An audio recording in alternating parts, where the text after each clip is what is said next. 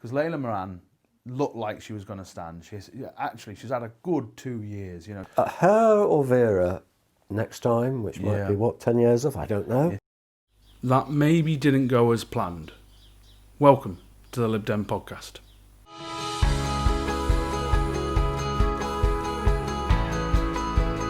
Hello and welcome to the Lib Dem Podcast. My name is John Potter and we're going to be talking about leadership today with our panel. We have our regulars in Lisa, Laura and Richard, but we also have for the first time Josh Babarinde from Eastbourne to join us. Welcome, Josh. Thank you for coming on board. Thank you for having me. It's great to join you guys.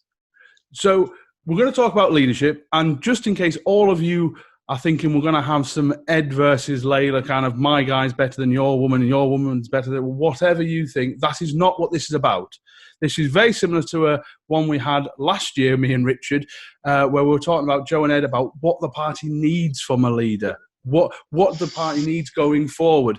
And we got it completely right because we said there'd be no leadership election for 10 years after this one. So maybe, Richard, we should start with you. Okay, what does the party need right now from a leader?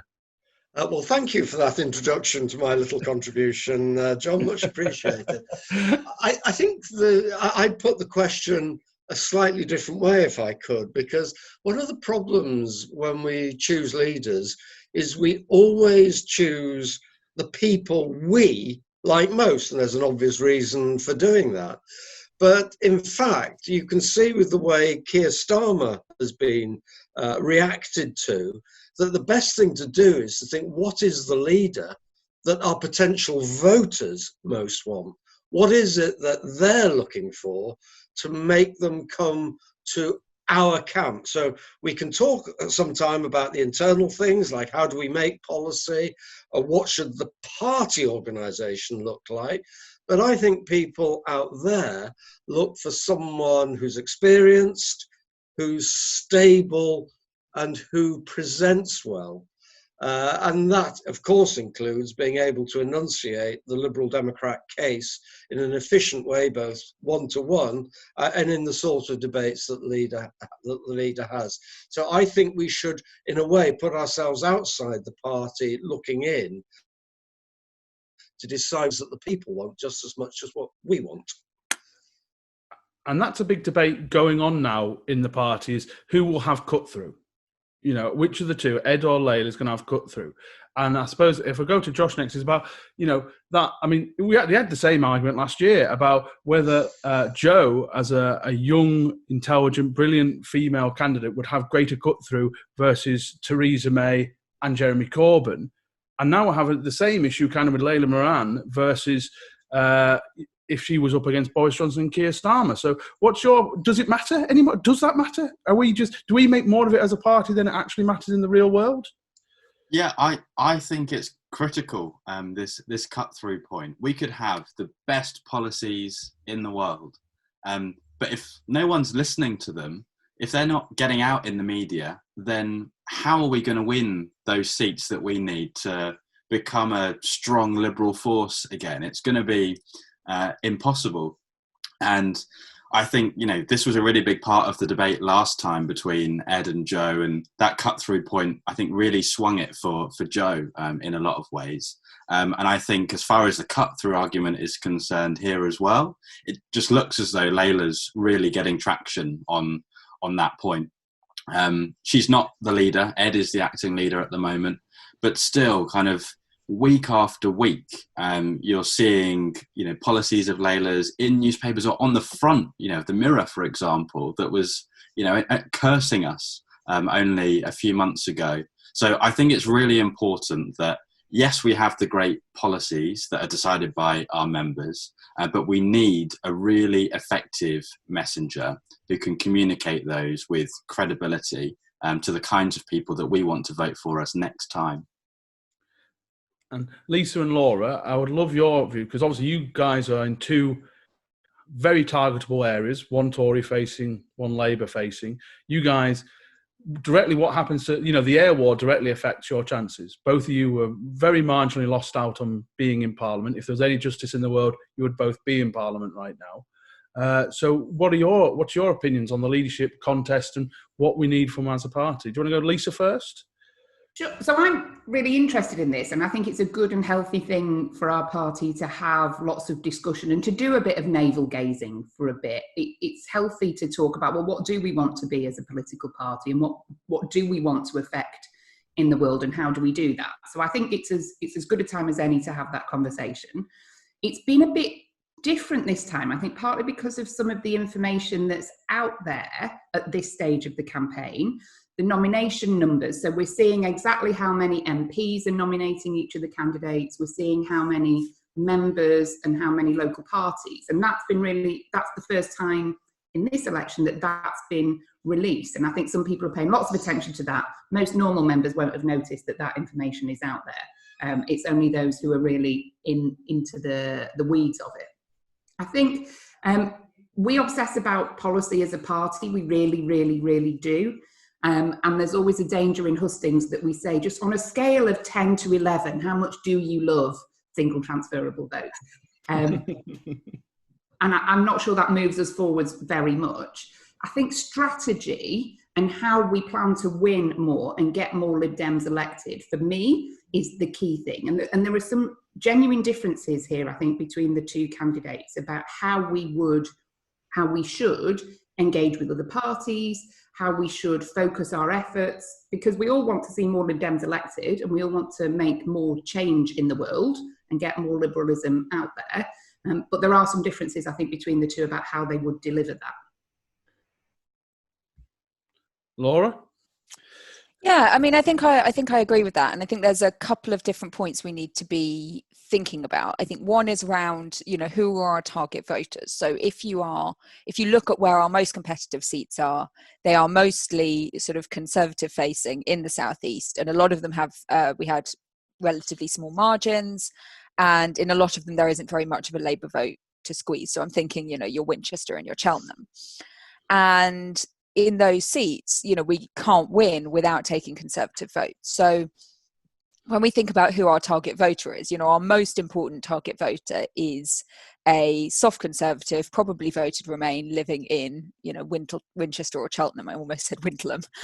That's not a place. But actually, then we also need to think about why that person didn't vote for us at the last election. Was it because they didn't like our policy platform or our leader, or was it because they were terrified that we would make Jeremy Corbyn Prime Minister? So, when we think about how we're going to appeal to that person, is it actually something that Labour have done for us by replacing Jeremy Corbyn with Keir Starmer? And therefore, as long as we don't scare the horses, actually we're in a reasonable place to appeal to those people anyway. Lisa, you're in a conservative facing seat, so you'll probably be in a better position to speak to that than I will. But then there's this kind of longer term sort of vision about how we grow our brand, how we grow our activist base, how we grow our membership, how we build for the future. So I think one of the questions, I think, in the leadership contest is, how targeted do we need to be in our messaging on your soft Remain voting Conservative in Wintleham? I'll do it on purpose now. Versus, actually, do we have the space to kind of target our messaging and our branding a little bit more broadly? And I think that is one of the, although neither of the candidates has kind of spelled it out that way, there is something that is, I think, some slightly different assumptions around that strategy process, I think, are underpinning some of their different approaches. So I think for me, that's a very fundamental strategic question that we kind of collectively need to be addressing before the leadership election. My disagreement about policy may sound peculiar because I've argued regularly on this podcast that we ought to have 3, 4 or 5 very clear and very distinct policies which we get round. But I don't think most people vote on policy terms. I think I want the policies to be clear so that people can identify with us as a group of people rather than say I like 1, 2, 3 or 4 policies. So the first thing is a lot of people still vote against another party. This is irrespective of the single transferable vote. The number of times I get, if I ever voted Tory, meandered with her and my father had cut me off. And that's what they say. You've been to Oldham recently. Yeah, I was going to say, why did I use a Lancashire accent for that? But you know what I mean? They vote against people. There's a tribal vote. So our job is to get them into our tribe. And that's why I like themes like caring, or we care for the health service. We want to break down the political system so that decisions can be made locally. Now, without going to discussions about regionalism, which people don't care about, a simple theme there. Do you think people in London should make the decisions, or people in Liverpool, or Stockport, or Eastbourne? So there's some instinctive things that we need to go on, which we then have to give them the confidence. Oh, yes, we've got the policies to deliver that. Those Lib Dems can do it. But that's not what brings them into us. Mm-hmm. I'd love to pick up on a point that Laura made. I mean, I totally agree. We need to be really clear on who our target voters are. And in most of our target seats, one of them being Eastbourne, absolutely, the soft cons are who we need to go after. But I don't think we can be complacent about that Labour squeeze. In some senses, Labour has squeezed its own vote over the last couple of elections because it scared lots of moderate Labour voters away with Corbyn. Some of them would have found a home in the Liberal Democrats. Now that Keir Starmer is leading the party, there is a risk that some of those people could start going back. And I think that we need to be really careful about stemming that in case it happens under our noses over the next few years, which could well be likely. And in terms of the point around, being really focused, I guess, when it comes to local messages, this is really important too. I mean, in Eastbourne, the nuances of our former wonderful MP, Stephen Lloyd, are well documented. But one of the problems, I guess, when we get to freelance too much, is I think another parliamentary candidate I was speaking to the other day described this in the best way. We become a kind of federalised residents association. And at a local level, we're adored for our community activism. But when it comes to having national consistency, we crumble, which is what happened in 2015, post-coalition. So I don't know what the answer is to trying to find that balance, but I'd be really keen to hear more from both candidates about how they would strike it for the benefit of the national party, but for the individual constituencies and the seats that we're chasing. And I suppose I share a lot of the concerns you've just mentioned there, because it's obviously because lockdown is slightly easing. We're still not allowed to go door knocking yet. And just echoing that, I mean, over the last couple of years, I have a Tory-facing county seat that I'm a part of. And, squeezing moderate Labour was like pushing against an open door these last few years. It was so easy. And one of my first objectives, as soon as I'm allowed to go back out door knocking, is checking where that vote is. Because there's a grim kind of realpolitik to this, actually. You know what? We need to get either whichever our squeeze party is, them to come on board so we win. That's brutal. But I suppose going forward, what we want from a leader is actually having more people, as Rich would say, as part of our tribe. Too often we're relying on disgruntled people who are naturally supporting other parties to come across to us instead of people, and there'll be far more than we think, who actually are naturally liberal, but don't come to us because they don't see us as credible, don't see us as having a chance locally. And so that's something we've got to break through eventually. And one thing that's always coming, it came up last year, it's come up a lot now, is the baggage of coalition and whether there is baggage of coalition. Now, for me, brutally honest, I knock on a lot of doors and it very rarely comes up. And ones that do come up tend to be kind of, well, I wasn't exactly enthralled with you during coalition, but, that was then and this is now. And I suppose it is a key thing of, well, is it an issue? Go on. I don't know. Has any of you guys seen any data? Do you believe the coalition is still an issue? The only people that mention the coalition to me in Liverpool are people who would never vote for us under any circumstances. And that's been true since 2016. We must also forget that you can overplay the Westminster game and say the Labour Party has changed and that's what people think. Here and in Sheffield, we're still fighting the loony left because that is what the Labour Party is in our area. 4 of our MPs loathe Keir Starmer. I'd probably get on better with Keir Starmer than 4 of his own MPs do. We're still fighting people who believe in state nationalism and want to introduce the Corbyn Manifesto. They control the council group in Liverpool. They control the party in Liverpool. And what they project in the Liverpool Echo and media is actually more powerful in terms of votes than the projections that Keir Starmer has, that frankly people haven't really heard of, but they know what's going on locally. Anyone else want to come about coalition? I mean, well, Lisa, go on then. Yeah, go on, Lisa. Go. You go first, and then I'll come in. Okay.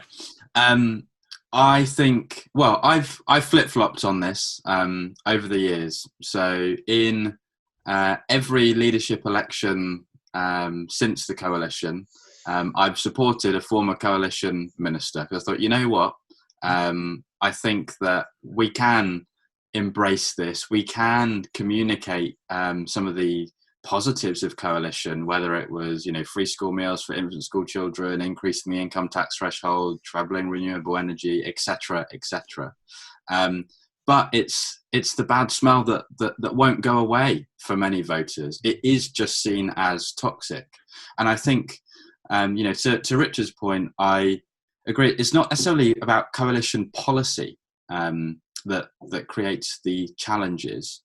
It's the legacy of coalition as far as trust in us is concerned. The tuition fees policy, for example. I mean, I was out on the streets campaigning against it, having spent loads of time some months before trying to get Stephen elected down in Eastbourne. And the policy itself was more progressive than its predecessor. But we broke a promise, and people will not forget that. And people just haven't forgotten that on the doorsteps in Eastbourne. And I do think that we need to move on. What I would like to see from the leader, or what our party needs, is a kind of Barocca to the coalition hangover. And in, voting for Joe, Norman, and supporting Vince before, I had, I guess, implicitly subscribed to the view that, the best way to get over your hangover is just to drink a little bit more. I think we need to change course now, and really moving on is the way to do that. So as somebody who was last night supporting the Lib Dem Friends of Gin event in the Hornsey and Wood Green Lib Dems. There's a what? I enjoy Josh's story there about Barocca. I think come on. If we think we elect somebody who wasn't in the coalition as a minister, that the Labour Party will stop talking about coalition, I think we're deluding ourselves. So yes, the coalition did some really great stuff. I've been to weddings that wouldn't have happened because the same-sex marriage bill and act hadn't gone through, and we did that. Lynn Featherstone and the Lib Dems did that. And the stuff that happened because Lib Dems were in government. Did the Lib Dems get everything right? Obviously not. No, there were some decisions that were taken that with hindsight absolutely shouldn't have been taken. However, if we think that just by picking Layla over Ed, that the mean people over there are going to stop talking about coalition, I think we're deluded.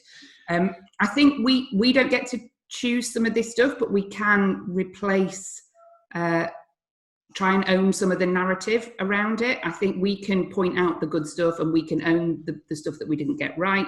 But I also think as time goes on, it gets further and further behind us. Equally, I think actually, unless we think we're going to soar to victory as a part of a majority government, that actually coalition is, we're in coalition in so many local areas, so many councils, where we've got a Lib Dem council leader or deputy leader, and we're in coalition making a difference. Actually, being in power and changing stuff, I think, is a good thing. And talking about all that, the good stuff that can be achieved when you do that, I think is more powerful. I think, like Richard, there are people who are never going to vote for us and just want to whinge at us when we're on their doorstep. And if they've got some dog mess they can whinge about, fine, they'll whinge about dog mess. If not, they'll talk about tuition fees. I think we obsess over it more than anybody else. And I think in a very Lib Demish way, and this was in Dorothy's review, actually, it was talking about how we're, as Lib Dems, we point out the stuff we got wrong rather than championing ourselves and our cause. And I think there's something about us and our culture that I think we do better to listen to Dorothy's review more in that regard. I think we should champion some of the good things. So, for example, outside my house at the moment, there's a van, and we are about to build the Ed Davey Sustainable Energy Production Platform, which he's going to come and name. I'm having 9 solar panels installed on my roof. Now, we had 9 weeks in which we didn't use coal for oil production, and the price of the product that I'm having installed on my roof came down sharply because of the policies that Ed pursued in coalition. And I'm just saying that because that's an energy thing. I'm very proud as a pensioner that my pension is being linked to the higher of 3 variables. I don't know how that will last, but our pensions are pitiful now, our state pensions, but they were even worse after 25 years of Labour and Conservative rule. So I think we do have to accentuate the positive, and when we find them, we find they're very liberal indeed. I mean, I do think we have to be, we have to absolutely celebrate the positive things that the Liberal Democrats achieved in government, but we have to, there are things that we got wrong. And I mean, things like the bedroom tax, I do find very difficult to justify. And I think I think we do need to be realistic that there are a group of sort of centre-left mostly voters who would be open to the Liberal Democrats if we were seen to have moved on to from coalition, that are not sort of open to us at this point.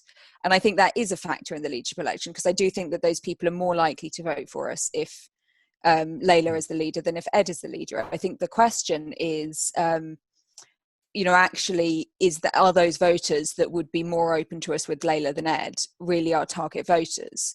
Or, does Layla, is Layla equally able to appeal to the groups that really are our target voters in your kind of conservative facing seats? So, I mean, I think we do need to be realistic that actually who we elect as our leader will affect who we are able to reach out to and which groups of voters are open to us. But I don't, I think we also need to kind of think about that in terms of what the party strategy is, where our target seats are, who our target voters are, and make our decision accordingly. I would also add, on the point around coalition with a small c, of course, that's what we aspire to achieve as a party in the medium term, maybe long term majority government. And I think that is a really credible and really exciting aspiration. But I think the capital C coalition of 2010 to 2015 is what is problematic. In fact, under the last few leaders we've had, the only leader under whom we've gained seats was the one who wasn't a minister in the coalition government. Maybe cause and effect needs to be sorry to interrupt, Josh, but do you mean gain seats in Westminster? Gain seats in Westminster. Vince Cable was the most successful leader the party's ever had, just in terms of local elections and European elections. But I think, and was indeed the Secretary of State for tuition fees. But I think I take your point that you're referring to those leaders who were leader over a general election. Yes. Thank you for correcting me there. But, I think just looking at that kind of data, I think that could be one indication of what we need to look out for on a Westminster level.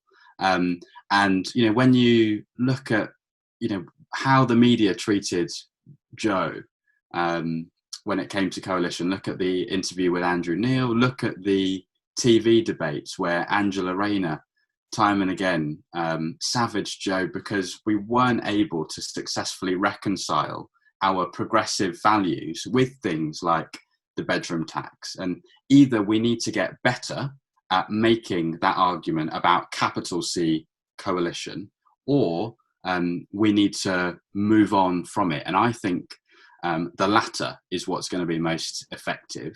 Peter Kellner wrote an interesting article in the New European a day or two ago, top pollster, who advised Liberal Democrat members to think very strongly about those kind of issues that I've just described, and about whether a leader who is maybe better able to distance themselves from the coalition could achieve better.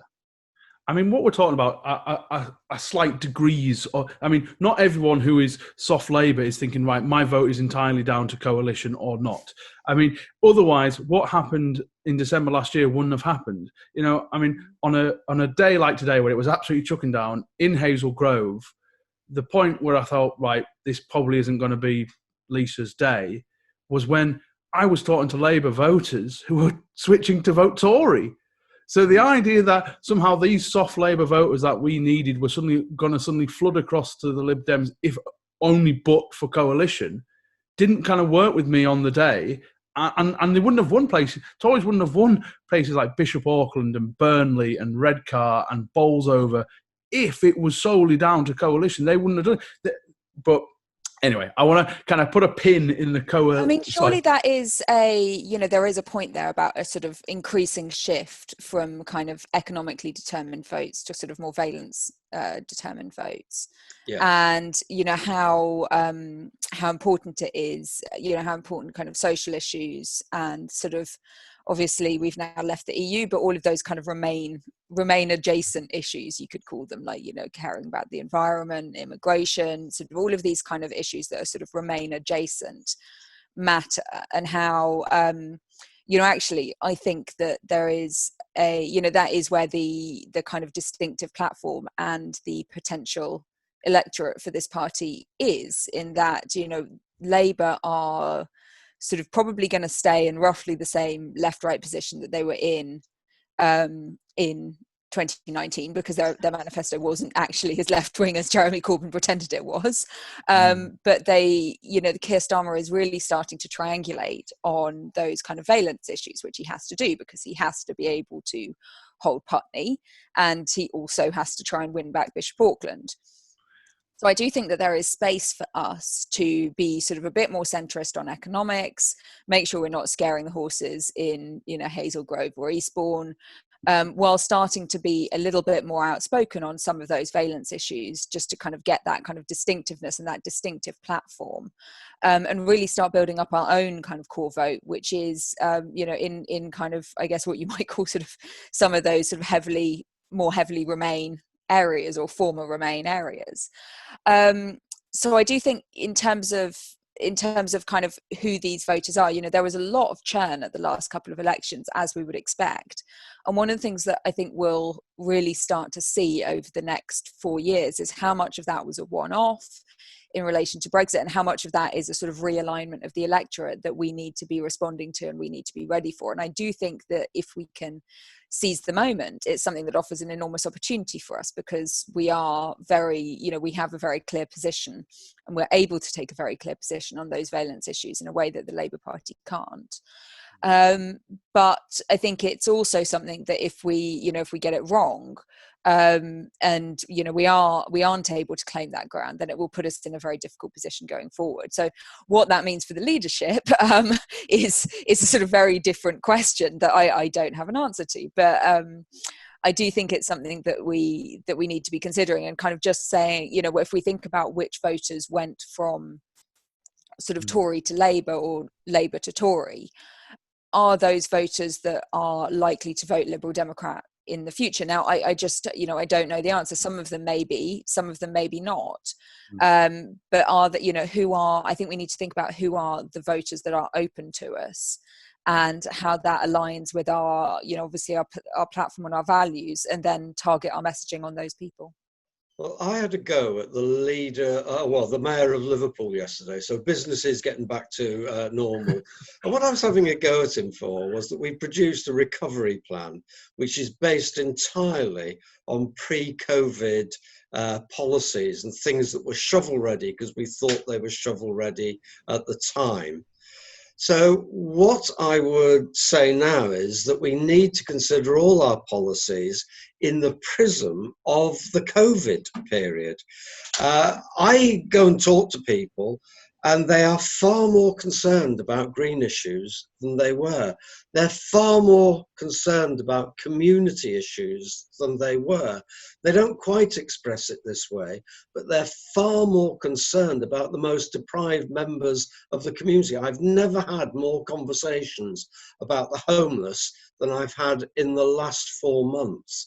So I think that if we just say, well, what it was like on Remain or Leave or Brexit or anything that happened up to the general election would leave us far behind. If, however, we can talk about those issues which have become much more to the fore, which are liberal issues that only we can embrace in their entirety, we might be talking about an entirely new way of storming the ramparts because people are talking differently than they were 4 months ago. So I agree with Richard, and many of these issues are our bread and butter. So if Liberal Democrats aren't talking about community issues, then we need to pack up our tents and go home. I think that Laura's point about kind of values issues and social issues, I think is a really interesting one. And it's been really interesting to see the choices that Keir Starmer has clearly been making. The Tories have been trying to pull him into some of these culture war issues, and he's really pushing back. Much to the dismay of some of his membership, but it's been really interesting to see that he is trying to do exactly the triangulation that Laura talks about. I think for us as Lib Dems, we're, I think, by and large, really comfortable with where we stand on lots of these issues, and I think rightly so. We are firmly in the right place. I think one thing I'd ask us all to do is just think about how we communicate our position and how we talk about some of these issues, because we do. I've said it before, and I think we did it a lot in 2019. We talked at people, we didn't talk with them. And I think on social issues, when people are starting in a very different place for all sorts of different reasons, we need to bring people with us, not build up walls and say, just talk at people about how wrong they are. And I think we just need to remember tone, because it's really important on this stuff. Yeah, I couldn't agree more. I think as a party, because we are so confident in the kind of integrity of our position, the way that we communicate about some issues can come across and in some cases be quite sanctimonious. And if we're not meeting people where they're at, then it's impossible to kind of help bring them along with us.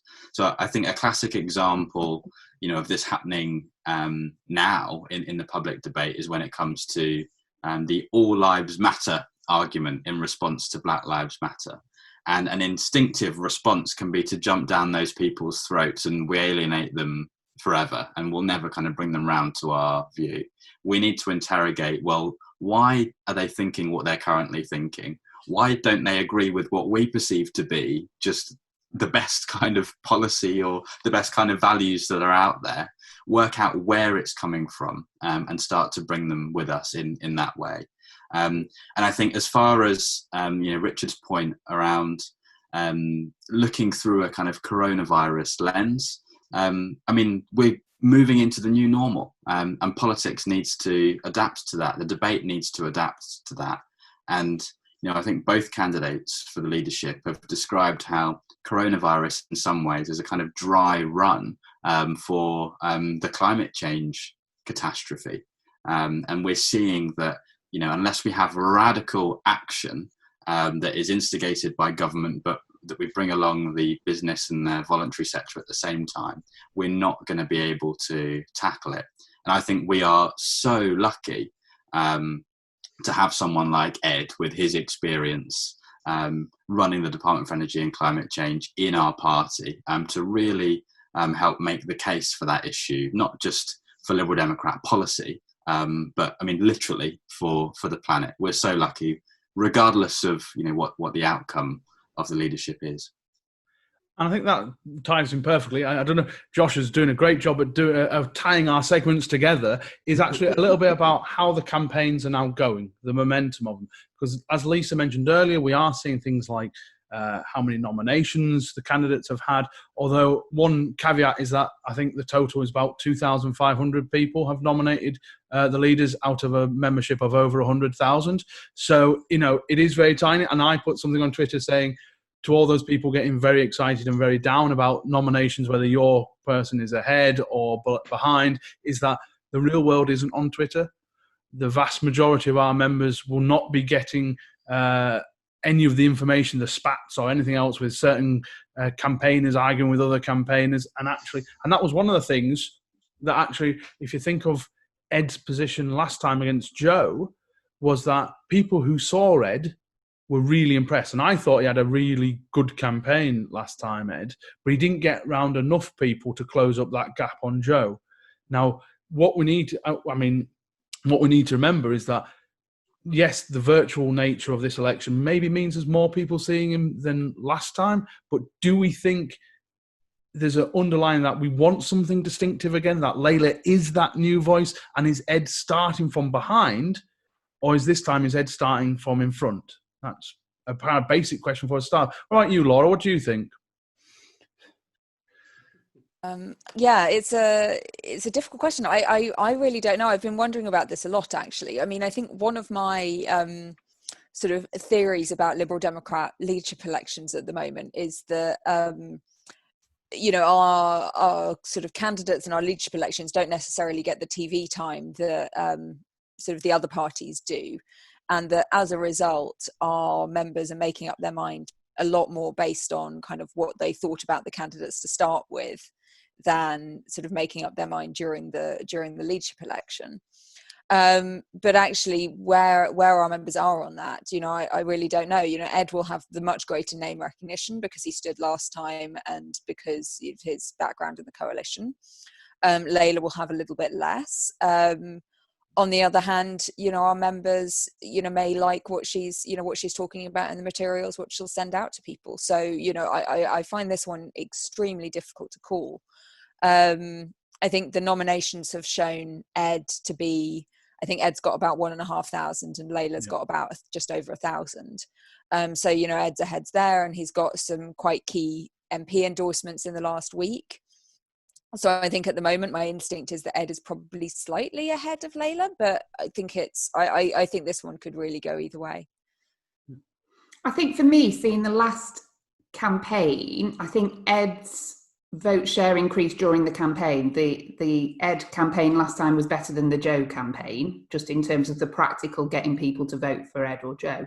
Joe started way out in front and won a stonking majority, but nonetheless, Ed's vote increased because it was a better campaign. I think there's so much of this left to run, and I think it is really difficult to call. I think some people point at things like the betting odds, although the market is so thin that I think it's difficult to use that as a really, really big stick.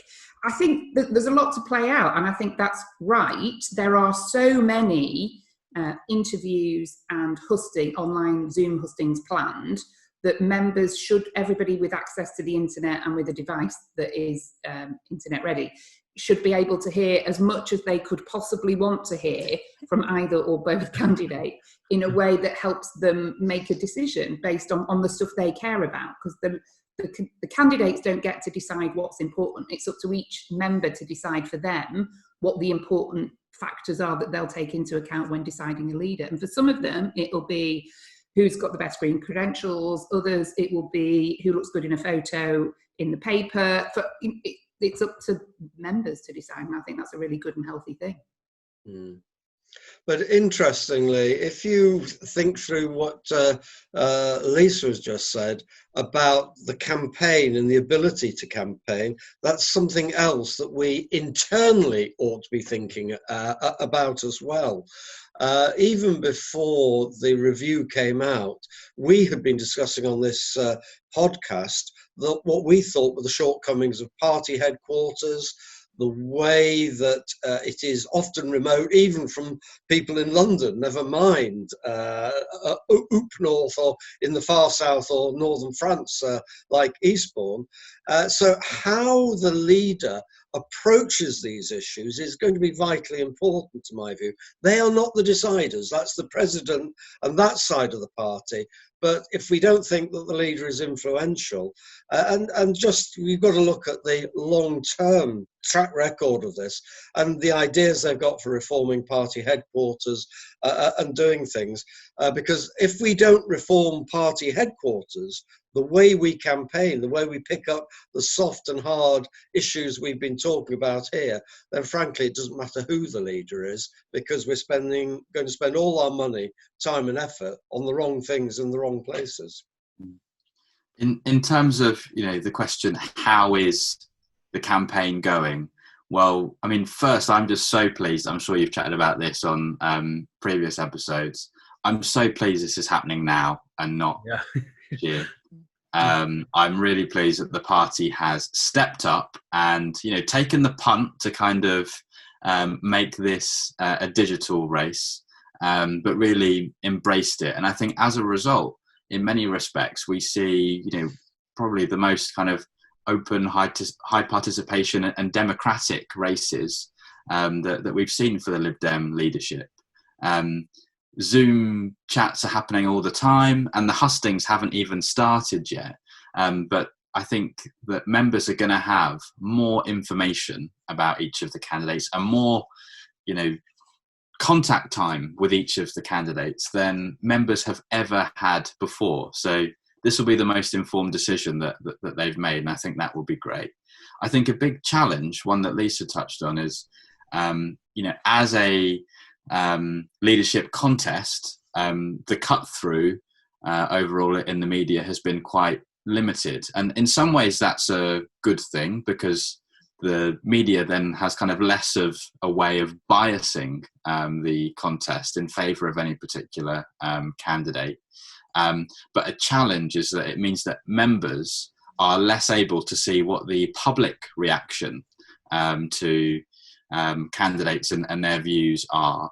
And, as Richard said in his very first remark, we need to be choosing a leader that the country needs rather than what the party necessarily needs. And without the kind of large exposure of this contest, that's going to become a challenge. But I'm really excited with how it's going. I think it's pretty, neck and neck as far as the final result is concerned. The betting odds are always flipping, but I mean, what do they know anyway? Ed is ahead in terms of his nominations from MPs and members, but as far as members are concerned, only a very small proportion of them have submitted nominations. So it really is all to play for, not in the bag for anybody. And do we think, one thing that I realised we didn't talk about last year, and we haven't talked about, is the people behind the leader. Now, does that matter? I mean, it certainly came up with the Thornhill review about how Joe's team became too insular. It became like a little club almost with it, and it didn't kind of, and it got stuck there, and ideas got stuck there. Now, does it matter the people? I mean, I don't really know who the Ed's team, his parliamentary team, but obviously Layla's got people like Neil Fawcett and people like that, and the success the Oxwab team have had. Now, are people like that important? Should we be looking at some of the staff behind the MPs, or is that just me being really, really Lib Dem nosy? Yes, it is. Okay, there you go. Thank you. But I think that the question is important, but it's not just those people who are immediately around the MP, whether the leader's kitchen cabinet. It's the way that any leader will listen and work with the whole of the party that counts. So yes, if you have a small coterie of 10 people, a la Jeremy Corbyn, you're going to get stuffed. So what I want to see from both the candidates is how they will be listening to the wider party and acting on that. And I have an open mind on those issues from both of them. Obviously, it's easier for me. I've known Ed Davey for years. I'm actually advising him on some of the policy announcements that will be coming out over the next couple of weeks. So I know I can get in, but that's not the issue, whether 10 of us can get in, but whether 100,000 of us can get in. Yeah, I do think agreeing with Richard on this, although I do need to declare an interest because my mother-in-law is the chair of the Ed Davey for Leader campaign. So I'll probably stop talking about the teams there and just let others comment. I mean, I do think, look, there is a reason why candidates will seek things like endorsements. So I think, and I do think you need to look at that in, not just the people who are actively running the campaign, but also the sort of broader who is supporting this candidate. And there's a reason why candidates seek endorsements, because, as somebody who doesn't know them particularly well, you might look at them and say, well, I think X was a great politician, and they're supporting Y, and therefore that will influence my vote. But, you know, also on the other hand, endorsements cut both ways, because there are some people you might look at and think, well, you know, X is supporting Y, and X, I don't think is very good and has made a lot of judgment calls badly in the past. So maybe I'll support Z instead. So I think, you know, yes, actually, I think it is something that we should be looking at. And I think especially in the context of a kind of recent review, which just shows how much we need to change. I think who is supporting each candidate is something that we should be considering, and how able that candidate will be to challenge some of the systems that we have that have kind of let us down in the past, and to listen across the party. I think, you know, and also to get the party to work with them, you know, to take, you know, you can't just go in there and kind of try and change everything at once. I think that's one of the things that kind of went wrong and ended up with the kind of bunker mentality. So you also need to be able to take the party with you. So I think all of those are factors that we should be considering. You know, it's a little bit navel-gazy, but it's a leadership contest. If we can't gaze at our navels in a leadership contest, when on earth can we? So, you know, I think we do need to take it into account, and it's something that's important. I'm less concerned about the, you know, campaign teams around each of the candidates. I mean, there are really talented people working with, you know, both Layla and with Ed, and I mean, that's something to be celebrated. But I think the thing that's more important is kind of to what extent each candidate is committed to, you know, working across the party with members of all different kinds, whether they're elected representatives or whether they're brand new members who have just joined in Eastbourne, to really bring them into the heart of the party. And the kind of thing, I am going to be a bit biased here, but the kind of thing that I think is a great representation of that is what Layla did with the Build Back Better kind of Orange Book 2.0, if you like, that featured, you know, ideas from, I don't know how many there were, 40 or so people from across the party who aren't necessarily supporting Layla's campaign, to give them a platform to, you know, shine a light on some of the policy issues that they care about. I know Layla's committed to that. I'm sure Ed is as well. But I really would like to see more of that from the next leader, creating a team of members rather than a kind of smoke-filled room full of aides. And I think where I'm going to repeat something that me and Richard said last year when it was Joe versus Ed. Actually, because this is a close contest. You know, and last year everyone said the leadership contest was quite boring. You know, it wasn't the most interesting contest. Joe and Ed were quite similar in terms of their coalition background and stuff, and that isn't the case this time. And you do see some of our members, supporters, getting a little bit hot under the collar. And what Richard said last year was absolutely key. He said, whoever wins, we are going to have a fantastic leader. Whoever wins, we will support. And give them 100% towards getting what Lisa said is more Lib Dems elected. And I think and sometimes close contests can bring out forced divisions, I'll say. But actually, again, the differences between Layla and Ed are probably quite small. And I think that's a very important consideration. We can talk about whatever we want, but 95% of what they believe is the same because they have the same liberal DNA inside them. How you present them, what it appears like to other people is a different matter. But in terms of whether or not we're going to elect a small L liberal to the position, I'm entirely not bothered at all. It's how we take that liberalism out to people that's the key question for me, not what that liberalism is. Yeah, I agree with Richard, and I think the one good thing about a leadership competition is that there is some interest from the press. We don't always necessarily want all of it, but I think some of the coverage that has been I mean, you know, we normally don't seek to be on Guido, but sometimes that happens. I think the fact that we've got two candidates who are completely focused on getting good coverage for their candidate means that we're getting some really interesting articles and stuff.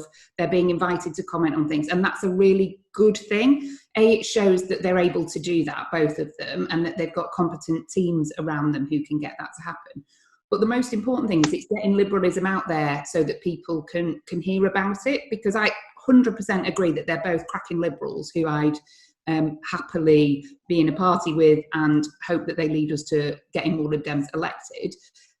But I think it's a good dry run for seeing what they're able to achieve if and when we have the answer and when we know who the leader will be. Yeah, I think we're spoilt for choice, and we have, as a party, I think, overstated the differences between each candidate.